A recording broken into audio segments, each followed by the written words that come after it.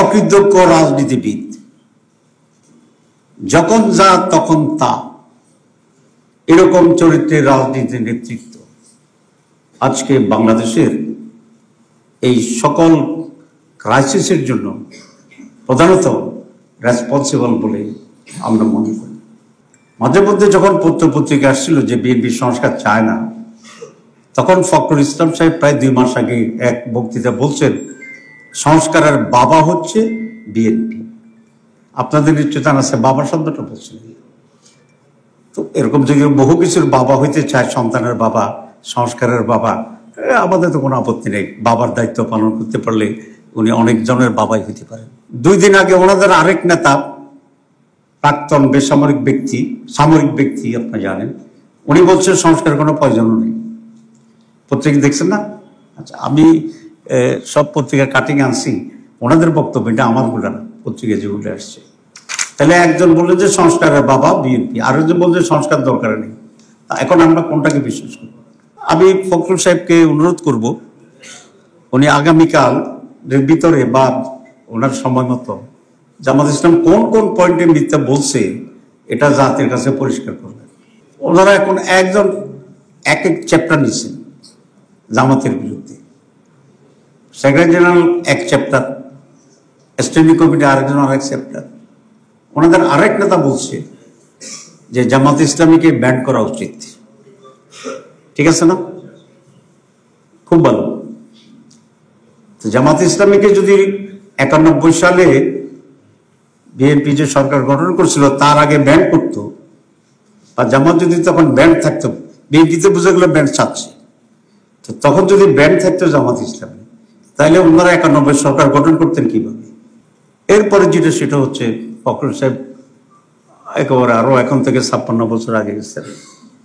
আচ্ছা, তো ওনারা যখন আমাদের সাথে একসাথে বসবাস করছেন, তো সে সময় বিষয়টা এমন ছিল না। এটা খুব লজ্জাস্কর। আমি আওয়ামী লীগ লোকদেরকে বলতাম যে ভাই,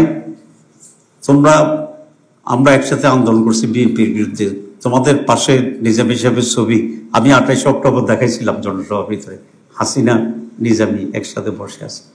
তো তখন তোমরা জামাতকে হালাল মনে করছো, এখন যে উল্টা কথা বলো, একটু লজ্জা থাকা উচিত না? যে মানুষ তো দেখতেছে যে এরা কিন্তু আগে একসাথে খাইছে, একটু উপরে উল্টো পাল্টা কথা বলতেছে। সব লজ্জা হইলেও থাকতে হইব যে আমি একসময় ব্যবহার করেছি, এখন আমি উল্টা বলছি। তো বিএনপি যদি এখন আওয়ামী লীগের ন্যারেটিভ দেয়, বিএনপি এখন আওয়ামী লীগের ন্যারেটিভ দিচ্ছে, তাহলে বিএনপির সাথে আওয়ামী লীগের জামাতের প্রশ্নে তাহলে কোনো ডিফারেন্স থাকছে না। তাহলে বিএনপি ততক্ষণ বিএনপি যতক্ষণ তারা আওয়ামী লীগ বিএনপি লড়াইতে থাকে। যখন জামাত এবং বিএনপির সাথে যে কোনো কারণে মতপার্থক্য হয়, তখন বিএনপি কিন্তু আওয়ামী লীগের ন্যারেটিভ এবং আওয়ামী লীগের চেয়ারে বসে জামাতের বিরুদ্ধে কথা বলে। এটা আমি মনে করি যে রাজনৈতিক সততার অভাব। রাজনীতিতে মিনিমাম সততা থাকতে হবে। এখন কোন দল যদি মনে করে যে আমরা জনগণকে যাই কন্টেন্ট দিই না কেন, আমরা ক্ষমতা এসে চাঁদাবাজি করব, এখানে আমাদের সততার প্রয়োজন নেই। আমরা ক্ষমতায় এসে বা আমরা যদি সুযোগ পাই আমরা দখল করে ফেলব, এখানে সততার কোনো প্রয়োজন নেই।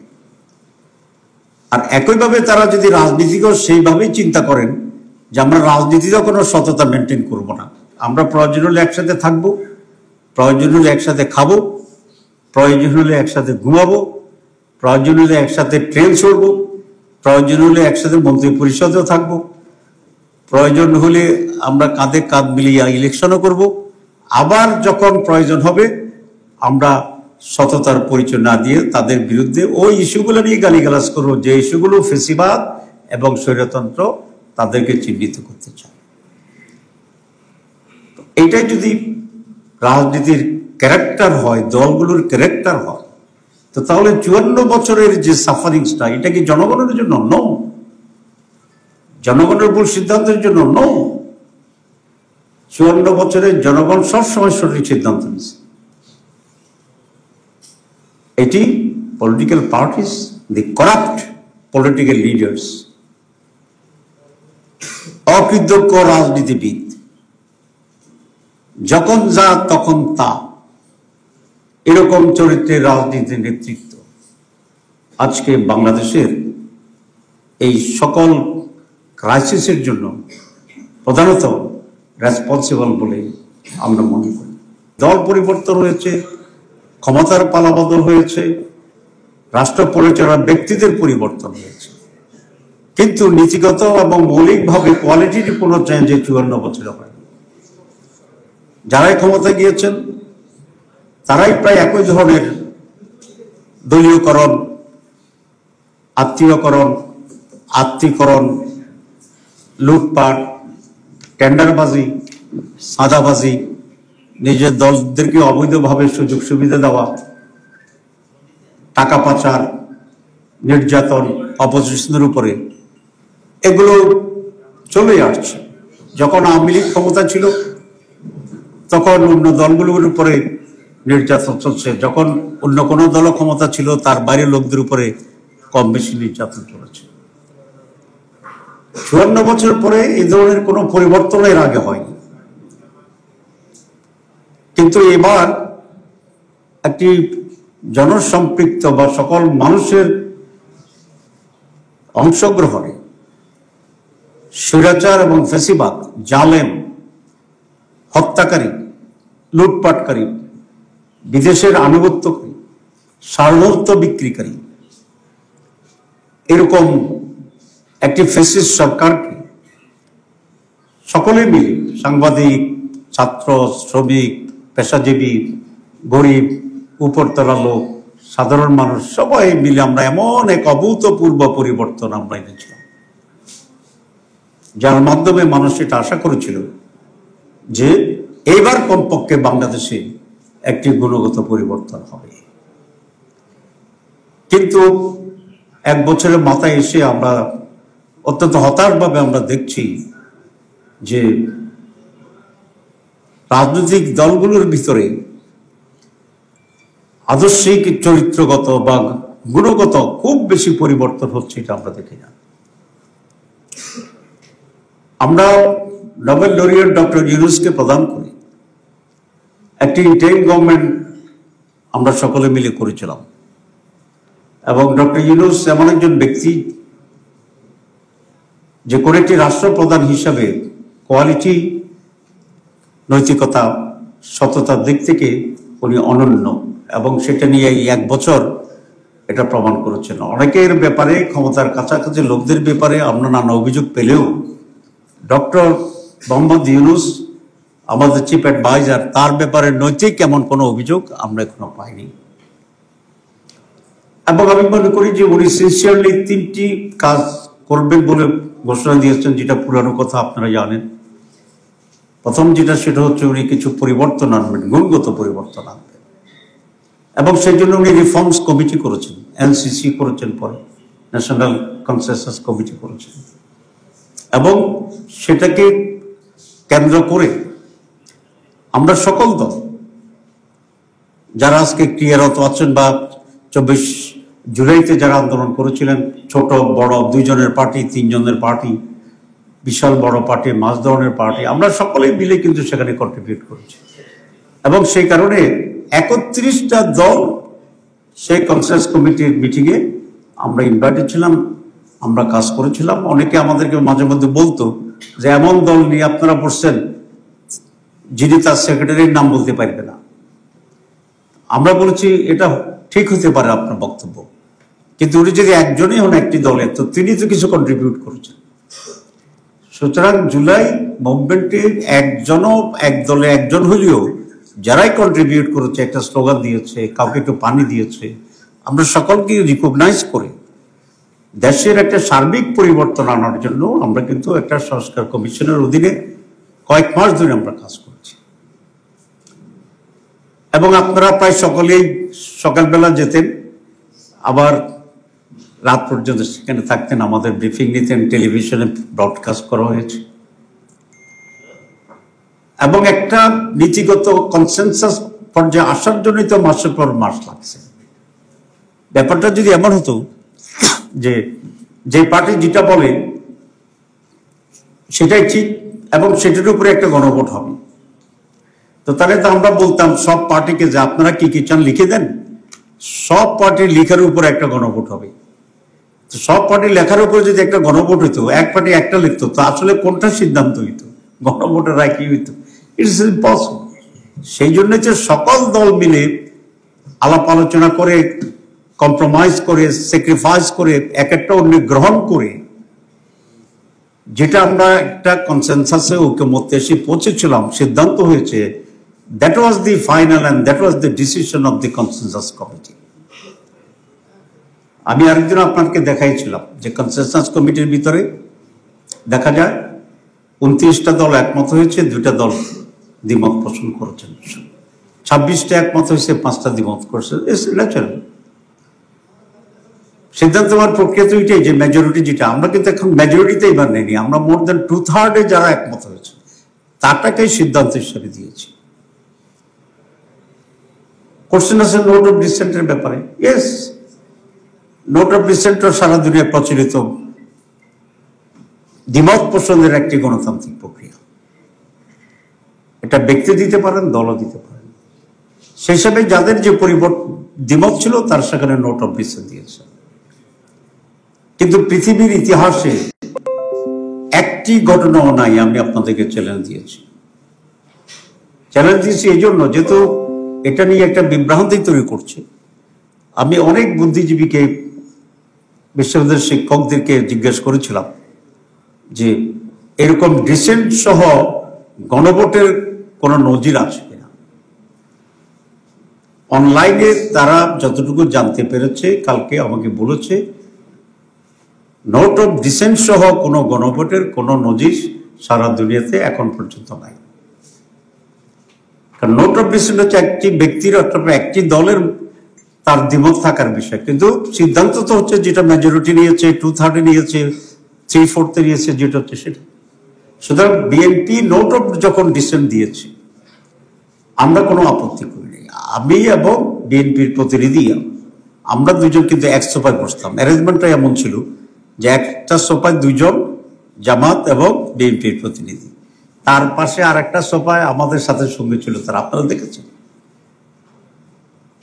বিএনপির প্রতিনিধি যখন নোট অফ ডিসেন্টের কথা বলতো অনেক সময় আমি এক সাপোর্ট দিতাম যে ঠিক আছে ওনাদের নোট অফ ডিসেন্ট আছে, ইউ ক্যান রেকর্ড ইট। কিন্তু নোট অফ ডিসেন্ট তো ওনাদের দলের একটা আলাদা বিষয়, একটা কনসেনসাস কমিটির সিদ্ধান্তের সাথে হ্যাজ নো রিলেভেন্সি, মানে এটা কোনো প্রাসঙ্গিকতা নেই। এবং আমি আবার রিপিট করছি, দুনিয়ার কোথাও নোট অফ ডিসেন্টের উপরে গণভোট হয় নাই। আজকে আমি আপনাদের মাধ্যমে এই তথ্য দিচ্ছি, ওনারা যদি রেকর্ড দেখাতে পারে I will withdraw my position. এখন বিএনপি কিন্তু সংস্কারের প্রথম থেকেই তারা কিছুটা অনগ্রাহী ছিল, অনেক বিষয় তারা দীর্ঘ দ্বিমত করেছে। এবং আমার ধারণা আমরা সকলে মিলে যে পরিমাণ কথা বলছি, বিএনপির প্রতিনিধি একাই কনসেনসাস কমিটিতে সেই পরিমাণ কথা বলছে, আপনারা দেখছেন। সবকিছু মিলিয়ে একটা সুন্দর এন্ড হয়েছিল এবং বিএনপি অত্যন্ত স্বতঃস্ফূর্তভাবে বিএনপির মাননীয় মহাসচিব এবং বিএনপির আরেকজন স্ট্যান্ডিং কমিটির সদস্য দুজনেই সিগনেচার দেওয়ার যে অনুষ্ঠান সেখানে তারা উপস্থিত ছিলেন, তার পাশে আমাদের সিট ছিল। আমরা স্বতঃস্ফূর্ত হাসি খুশি ঠাট্টা জোক সিরিয়াস টক সবকিছু মিলে ওখানে ছিলাম, and we signed very gladly, very spontaneously, very naturally এবং with the decision of the party. এখন বাস্তবায়ন প্রক্রিয়া গিয়ে আবার সেখানে নতুন আলোচনা হয়েছে, কনসেনসাস কমিটি করেছেন, ওনারা কিছু বলেননি। হঠাৎ করে দেখলাম যে বিএনপি ফোঁস করে উঠছে এবং মানে অগ্নিশর্মা মূর্তি, হঠাৎ আমরা তো একটা বিস্মিত হয়েছি যে হঠাৎ কি হয়ে গেল, রাতে কি স্বপ্ন দেখলেন এবং স্বপ্নের পরে এসে ওনারা এটা কি রিয়েক্ট করলেন। রিয়েলি আমি পার্সোনালি আমি এখনো বিস্মিত। What is the reason?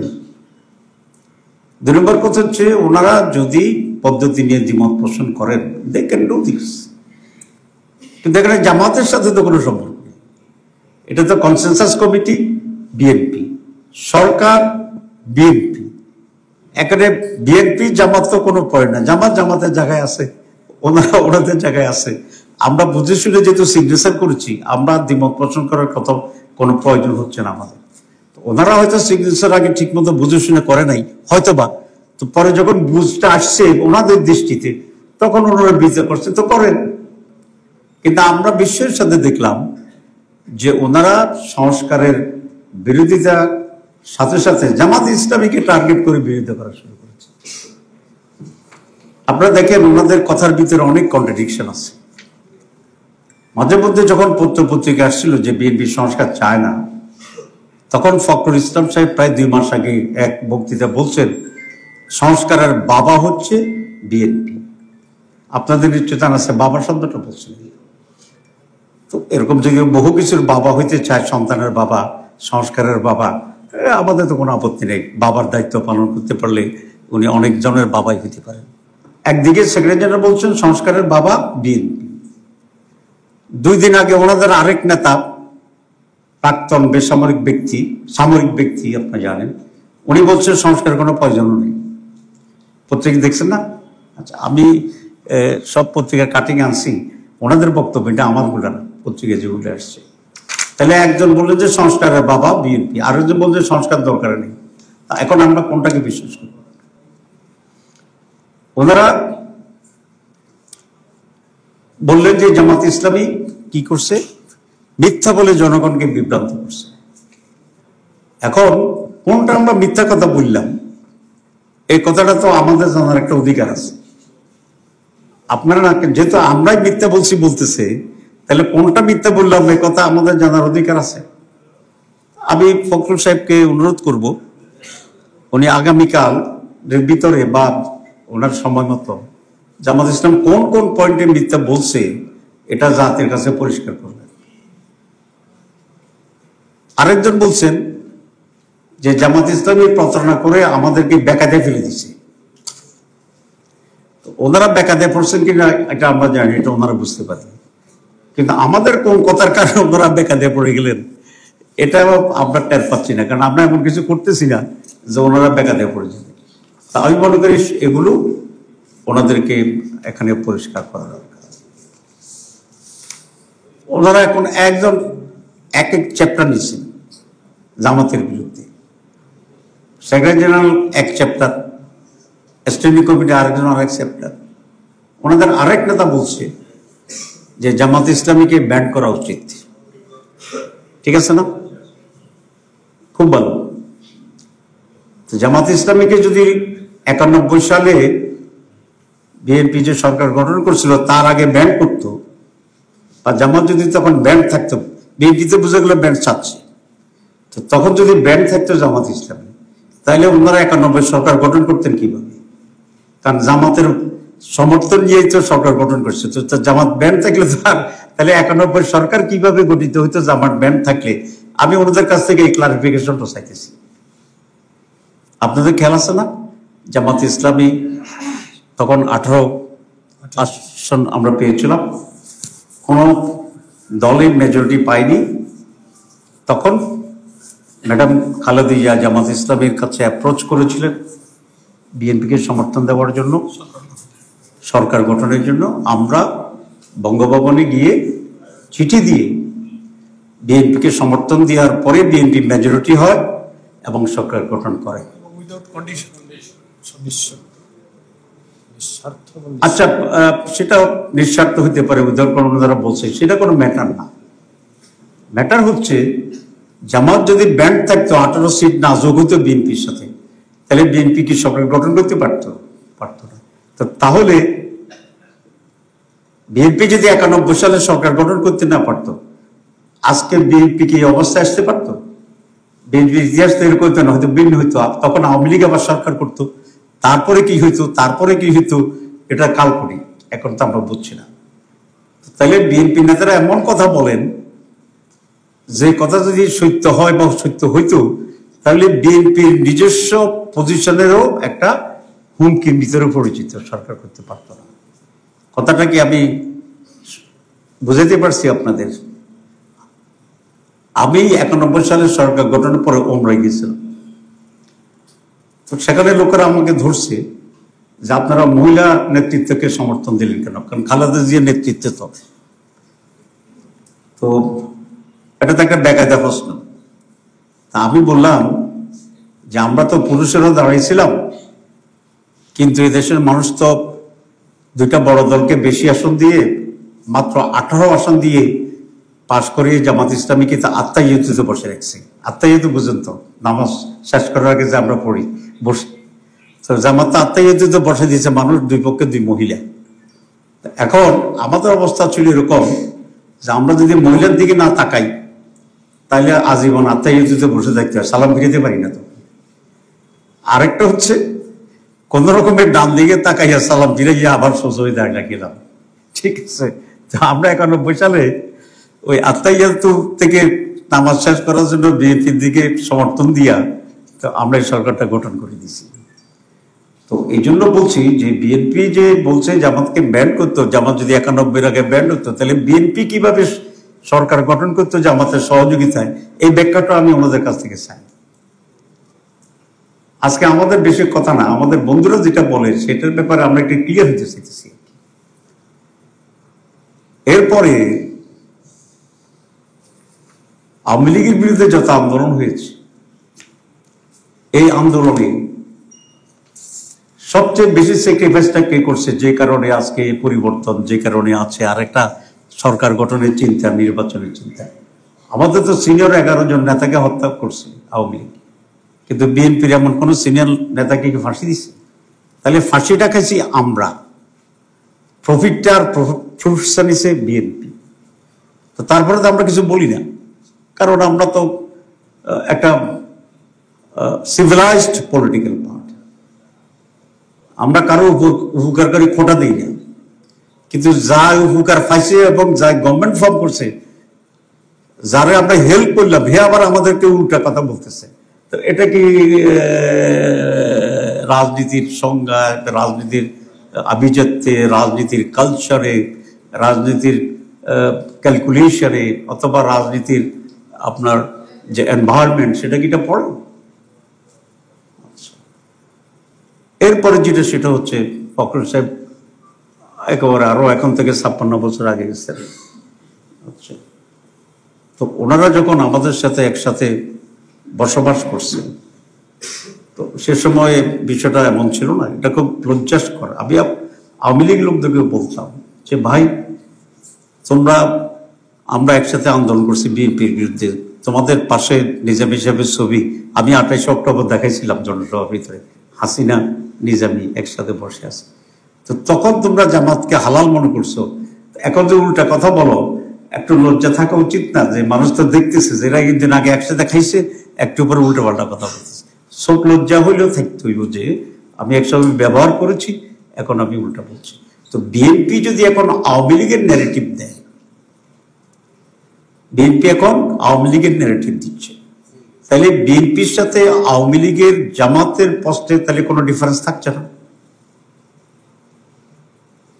তাহলে বিএনপি ততক্ষণ বিএনপি যতক্ষণ তারা আওয়ামী লীগ বিএনপি লড়াইতে থাকে। যখন জামাত এবং বিএনপির সাথে যে কোনো কারণে মতপার্থক্য হয়, তখন বিএনপি কিন্তু আওয়ামী লীগের নেগেটিভ এবং আওয়ামী লীগের চেয়ারে বসে জামাতের বিরুদ্ধে কথা বলে। এটা আমি মনে করি যে রাজনৈতিক সততার অভাব। রাজনীতিতে মিনিমাম সততা থাকতে হবে। এখন কোন দল যদি মনে করে যে আমরা জনগণকে যাই কন্টেন্ট দিই না কেন, আমরা ক্ষমতা এসে চাঁদাবাজি করব, এখানে আমাদের সততার প্রয়োজন নেই। আমরা ক্ষমতায় এসে বা আমরা যদি সুযোগ পাই আমরা দখল করে ফেলব, এখানে সততার কোনো প্রয়োজন নেই। আর একইভাবে তারা যদি রাজনীতিকেও সেইভাবেই চিন্তা করেন যে আমরা রাজনীতিতেও কোনো সততা মেনটেন করব না, আমরা প্রয়োজন হলে একসাথে থাকবো, প্রয়োজন হলে একসাথে খাবো, প্রয়োজন হলে একসাথে ঘুমাবো, প্রয়োজন হলে একসাথে ট্রেন চড়বো, প্রয়োজন হলে একসাথে মন্ত্রী পরিষদেও থাকবো, প্রয়োজন হলে আমরা কাঁধে কাঁধ মিলিয়ে ইলেকশনও করব, আবার যখন প্রয়োজন হবে আমরা সততার পরিচয় না দিয়ে তাদের বিরুদ্ধে ওই ইস্যুগুলো নিয়ে গালিগালাজ করবো, যে ইস্যুগুলো ফেসিবাদ এবং স্বৈরতন্ত্র তাদেরকে চিহ্নিত করতে চায়। এইটাই যদি রাজনীতির ক্যারেক্টার হয়, দলগুলোর ক্যারেক্টার হয়, তো তাহলে 54 বছরের যে সাফারিংসটা, এটা কি জনগণের জন্য? নো। জনগণের ভুল সিদ্ধান্তের জন্য? নো। 54 বছরের জনগণ সবসময় সঠিক সিদ্ধান্ত নিয়েছে। এটি পলিটিক্যাল পার্টিস, দি করাপ্ট পলিটিক্যাল লিডার্স, অকৃতজ্ঞ রাজনীতিবিদ, যখন যা তখন তা, এরকম চরিত্রের রাজনীতির নেতৃত্ব আজকে বাংলাদেশের এই সকল ক্রাইসিসের জন্য প্রধানত রেসপন্সিবল বলে আমরা মনে করি। জামাত ইসলামী কখনোই মুনাফিকি করে না। জামাত ইসলামী কখনোই কারোর সাথে কোনো প্রতারণা করে না। এটা কেউ যদি খুবই ডকুমেন্টের, আমি ডিবেটে রাজি আছি। যারা জামাত ইসলামকে এরকম শব্দ নিয়ে আজকে মানুষকে বিভ্রান্ত করতে চাচ্ছে, আমি ব্যক্তিগতভাবে তাদের সাথে, অথবা তারা যদি কোনো দলের প্রতিনিধিত্ব করেন, সেইভাবেও আমরা ওপেন ডিবেট করতে রাজি আছি যে আমরা এগুলোর সাথে আমাদের কোনো সম্পর্ক নাই। পাবলিকলি আমরা ওপেন এ নিয়ে চ্যালেঞ্জ করতে চাই। আমি সর্বশেষ কথা যেটা বলতে চাই যে গণভোট ইস্যুতে বিএনপি বলছেন যে গণভোট এবং জাতীয় নির্বাচন একসাথে হইতে হবে। আমি গতকাল বা পরশু বলছি প্রতিদিনই যে গণভোট এক ধরনের বিষয়, আমাদের সংস্কার নিয়ে আমরা যে কোনো সময় সংস্কার আমরা করতে পারি। কোনো একটি গভর্নমেন্ট তার মাঝখানে সংস্কার করতে পারে, কনস্টিটিউশন চেঞ্জ করতে পারে, এবং সেখানে গণভোট আবার হইতে পারে। কিন্তু জাতীয় নির্বাচন তো 5 বছরের একটি বিশেষ নির্বাচন, ক্ষমতা পালাবদলের নির্বাচন, দুটোর চরিত্রই ভিন্ন। এখন আমাকে অনেকে বলে যে তাহলে বিএনপি এত সিরিয়াস ছিল কেন? 3টি কথা বলছেন তারা। একটা কথা বলছেন, গণভোট করতে হলে অনেক টাকা খরচ হবে। টাকা তো কিছু খরচ হবে, অনেক হবে না, কিছু খরচ হবে। এবং একটা জাতির পরিবর্তনের জন্য যে টাকা খরচ হবে সেটা গুরুত্বপূর্ণ, নাকি সাদাবাজ দখলবাজদের সুবিধা করার জন্য আমরা ভিন্ন প্রক্রিয়া অ্যাভয়েড করে যাব, সেটা ভালো হবে। আমি এটা বলতে চাইছিলাম আজকে। তো আমি খুব ধন্যবাদ জানাই, অন্য এক বক্তব্য দেখলাম পত্রিকা এসে গেছে। আমার মুখে বলাটা অসুন্দর ছিল, ভাবতেছিলাম বলবো কি বলবো না, সিনিয়র মানুষ। তো আমি ওই বক্তাকে ধন্যবাদ জানাই যে আমাকে এই মহা বিপদ থেকে রক্ষা করছে।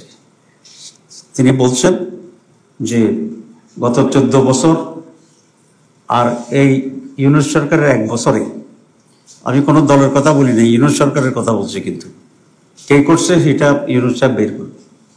ওনার এই পিরিয়ডে যে পরিমাণে 16 বছরের সাদাবাজি, দখলবাজি, টাকা পাচার, হুন্ডা ব্যবসা, বেগম পাড়া, তারপরে অন্য পাড়া তৈরি হয়েছে, এই দিয়ে প্রায় রাফলি যে হিসাব কাটছে কয়েক বিলিয়নে, আমি দেখলাম প্রায় 1000 গণভোট করা যায়। কি বলছি, 1000 গণভোট করা যায়। ওনারা গণভোটের টাকা নিয়ে খুবই উদ্বিগ্ন, দেশের জন্য অনেক ভালোবাসা, এটাকে আমি ধন্যবাদ জানাই। কিন্তু 1000 গণভোট করার মতো টাকা যে সাদাবাজি, লুটপাটবাজি, দখলবাজি, ফাঁসার হইয়া গেছে, এই ব্যাপারে কিন্তু তারা কোনো কনসার্ন করছে না। যদি করতেন তাহলে আমি বলতাম যে না, ওনারা রিয়েলি এটার ব্যাপারে খুবই, দেশের সম্পদ, রাজস্ব, টাকার ব্যাপারে দে আর ভেরি সিরিয়াস। দেশের কল্যাণের জন্য this is not a big amount. এবং একজন ইলেকশন কমিশনার, ওনার নাম কি, টুটু কি মহিলা একটা, আচ্ছা, উনিও দেখলাম এক জায়গায় বলছে যে 300 কোটি না 3000 কোটি টাকা খরচ হবে। এটা ওনার একটা অধিক বাক্য ব্যয়। এটা ইলেকশন কমিশনের দায়িত্ব না টাকা জোগাড় করা। ওনারা কোন একটি দলকে ফেভার করতে চাচ্ছে, সেটাও আমার কথা নয়। আমি পরে চিন্তা করছি যে বিএনপি কেন এত স্ট্রং ল্যাঙ্গুয়েজে বিরোধিতা করছে। ফখরুল সাহেব দেখলাম বললেন যে আমরা জীবনেও মানব না। তো পরে আমার হঠাৎ মনে হইল ডাকসু নির্বাচনের কথা, কারণ ডাকসু, চাকসু, জাকসু, রাকসু নির্বাচনে সবচেয়ে মেধাবী, তরুণ, স্মার্ট, আধুনিক ছেলেদের চয়েসের ভোট দেওয়ার যে একটা চিত্র ফুটে আসছে, ডাকসুটা হয়তো আমি ডাকসু নির্বাচনে খুব ইনভলভ ছিলাম দেখার জন্য, না বুঝে মানে দূর থেকে দেখার জন্য। তা আমি ধারণা করেছিলাম যে ডাকসুতে বোধহয় একটা অ্যাক্সিডেন্ট হয়ে গেছে, ছেলেপেলে বুঝতে পারে নাই কারে ভোট দিয়ে ফেলছে। পরে যখন দেখলাম যে জাকসু একই অবস্থা, তখন ভাবলাম যে বোধহয় না বুঝে শুনে দিচ্ছে, সবাই না হইলেও কিছু লোকে। পরে দেখলাম যে রাকসু একই অবস্থা, তখন ভাবলাম যে বাংলাদেশের অবস্থা বোধহয় এর কাছাকাছি। সিটের আগে যখন দেখলাম যে একই অবস্থা, তখন কনফার্ম হইলাম যে 4 কোটি তরুণের প্রতিনিধিত্বকারী 4টা বিশ্ববিদ্যালয়ের শিক্ষিত মেধাবী ছাত্রদের মনের অবস্থায় চয়েসটাই এখন এইটা। এখন বিএনপি যদি জানতো যে ছাত্র শিবির সব ইউনিভার্সিটিতে 3 গুণ 4 গুণ 5 গুণ ভোট পাইয়া গণবিশ্ববিদ্যালয় ইলেকশন হয়েছে, আপনারা অনেকে, আমিও টের পাইনি, শুনছি ওই দলের বিবি ক্যান্ডিডেট নাকি 1 ভোট পাইছে। তো সেটি তারা দেখছে যে এটা একটা রিফ্লেকশন হবে।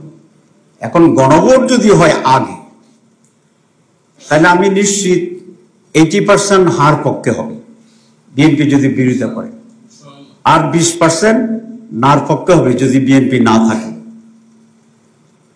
এখন সব ইউনিভার্সিটিতে শিবির, আবার গণভোটেও 80% জামাতের পক্ষে, হার পক্ষে। তো তাহলে জাতীয় নির্বাচনে ওনারা তো বুঝে গেছে এটার ইম্প্যাক্ট ওইখানে পড়বে না। গণভোটে ওনারা জীবনও না যাওয়ার প্রধান কারণ আমি এখন বুঝে পাইলাম যে এই গণভোটও 80% লোক হার পক্ষে থাকবে, এবং এটারই প্রতিফলন হবে জাতীয় নির্বাচনে। তো জাতীয় নির্বাচনের আগে যদি একটা জাতীয় নির্বাচন হয়ে যায়, এটা তো এক ধরনের জাতীয় নির্বাচন, তো তাহলে তারা এই নির্বাচনটাকে কেন মানবেন সচেতন ভাবে, যেটা 80% ওনাদের চিন্তার চেতনার সমর্থনের বিপরীতে যাবে। তবে একটা জিনিস আছে, তারা যদি হা ভোটের পক্ষে থাকে, আমরাও হা ভোটের পক্ষে থাকি, তাহলে আর মানুষ এটা বুঝতে পারবে না যে বিএনপির পক্ষে হা কত, জামাতের পক্ষে হা কত। সুতরাং এটা তাদের একটা কৌশল হইলে আমি মনে করি ওনারা এখানে মোটামুটি ভাবে একটা, শব্দটা বলতে চাই না, একটা সুন্দর পরিবেশ এখানে থাকতে পারবে। আমি লাস্ট কথা বলছি, কিছু কথা তো আমরা পলিটিক্যাল রেটরিক হিসেবে বললাম, সব কথাটি আমি খুব সিরিয়াসলি বলি নাই, কিছু সিরিয়াসলি বলছি। আমরা চাই, এখনো চাই যে দেশটা এখন যে হঠাৎ, আমরা সকলে তো নির্বাচনের প্রস্তুতি দিচ্ছি, আপনারা জানেন, আমরা 300 আসনে নমিনি দিছি, কাজ করতেছি, তারপরে বলে জামাত ইসলাম ফেব্রুয়ারি নির্বাচন চায় না। ওনারা তো এখন নমিনেশন একজনেরও ঠিক করতে পারেন নাই, কিন্তু ওনারা বলেন যে ওনারা পুরা ফেব্রুয়ারিতে চায়। তো আমরা কি অপরাধটা করতেছি? ক্যান্ডিডেট দিলাম, ভোটের জন্য টাকা খরচ করতেছি, পোস্টার ছাপাইছি, জিন্দাবাদ করতেছি, মুর্দাবাদ করতেছি, ইলেকশনে যাবো, সব কথার পরে ইলেকশনে যাবো করতেছি, ফেব্রুয়ারির কথা কইছি, যত দাবি আছে সব দাবি পেশ করে করতেছি, পূরণ করে আদায় করে ফেব্রুয়ারিতে ইলেকশন করবো। এতবার ফেব্রুয়ারি কইছি, জীবনেও এত ফেব্রুয়ারি আগে উচ্চারণ করিনি। তারপরে ওনারা বলে যে জামাত ইলেকশনের ভিতরে ষড়যন্ত্র করতেছে, আর ওনারা এখনো ক্যান্ডিডেট নমিনেশন দেয়নি, কিন্তু বলে যে ওনারাই ফেব্রুয়ারিতে নির্বাচনের চ্যাম্পিয়ন। এখন এইসব কথা নিয়ে জোগাড় করবে কি? আমি পরিষ্কার বলছি, বিএনপি এই ইস্যুকে, জামাতকে জড়ানো বিএনপির রাজনীতির জন্য কতটুকু কল্যাণ হয়েছে আমি জানি না। তবে আমি এটা স্পষ্ট বলি, এটা একেবারেই অপ্রয়োজনীয়, একেবারেই অপ্রাসঙ্গিক, এবং একেবারেই জামাতের এখানে কোনো দায়বদ্ধতা নাই। তো জামাত ইসলামীর পক্ষ থেকে আপনাদের মাধ্যমে আমি জাতিকে এটা পরিষ্কার বলে দিতে চাচ্ছি যে জামাত, বিএনপি যতই উস্কানি দেয়, জামাত ইসলামী বিএনপির সাথে কোনো ধরনের বিরোধ এবং ঝগড়ায় লিপ্ত হতে চায় না। হবে না। আমরা চাই মানুষের ভিতরে যে একটা আতঙ্ক সন্দেহ তৈরি হয়েছে, মানুষ কিন্তু আতঙ্কিত যে কি হবে, এই মানুষের আতঙ্ক দূর করে কি হবে এটাকে স্পষ্ট করার দায়িত্ব হচ্ছে রাজনৈতিক দলগুলো। সুতরাং যাই করছে let us forget and forgive, যাই করতেছে লেট আস স্টপ। আমি বিএনপিকে অনুরোধ করব, আসুন বিএনপি এবং জামাত ইসলামী আমরা একসাথে বসি, আমরা দেশের এই পরিস্থিতি নিয়ে খোলামেলা আলোচনা করি এবং একটি সুন্দর সুষ্ঠু নির্বাচন, আমাদের যে চার্টার অফ জুলাই যেগুলো আছে দেশের জন্য অত্যন্ত প্রয়োজন, সেই চার্টারের জন্য যে গণভোটের জন্য গণভোট, জাতীয় নির্বাচন এবং কনস্টিটিউয়েন্সি অ্যাসেম্বলি এবং এটার বাস্তবায়নের জন্য যে ইম্পিউনিটি দেওয়া হচ্ছে সেটি, যেগুলো নিয়ে আজকে সমস্যা, আসলে সব ইস্যু নিয়ে আমরা বসি। উত্তেজনা হয়েছে, আবার পানি ঢেলে দিলে তো আগুন নিভে গেছে।